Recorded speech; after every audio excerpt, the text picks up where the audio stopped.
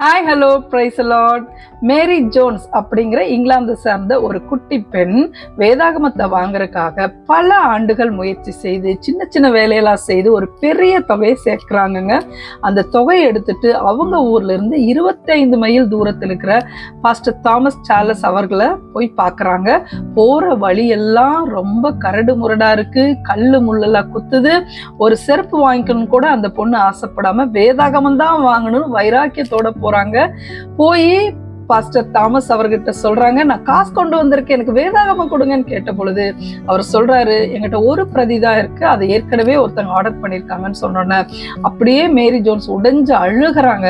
இந்த அழுகைய பார்க்க முடியாத தாமஸ் அவர்கள் அந்த பிரதியை அவகிட்ட கொடுத்து, இதை நீ வச்சுக்கோ, நான் அவங்களுக்கு வேற வாங்கி கொடுத்துறேன்னு சொல்லிடுறாங்க.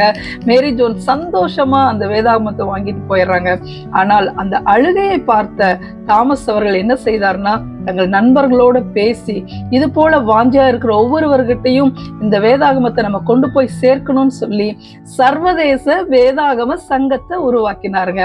நாம இன்னைக்கு கர்த்தருடைய வார்த்தைக்காக பாராட்டுகிற இந்த வைராக்கியம் நாளைக்கு மிகப்பெரிய செயலா நிச்சயமா மாறுங்க. வாங்க இன்னைக்கு வசனத்துக்குள்ள போலாம்.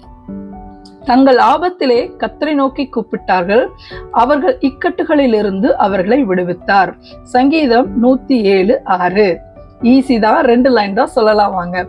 தங்கள் ஆபத்திலே கர்த்தரை நோக்கி கூப்பிட்டார்கள். சொல்லுங்க, தங்கள் ஆபத்திலே கர்த்தரை நோக்கி கூப்பிட்டார்கள். சொல்லுங்க, தங்கள் ஆபத்திலே கர்த்தரை நோக்கி கூப்பிட்டார்கள். குட். அடுத்தது, அவர்கள் இக்கட்டுகளில் இருந்து அவர்களை விடுவித்தார். அவர்கள் இக்கட்டுகளில் இருந்து அவர்களை விடுவித்தார்.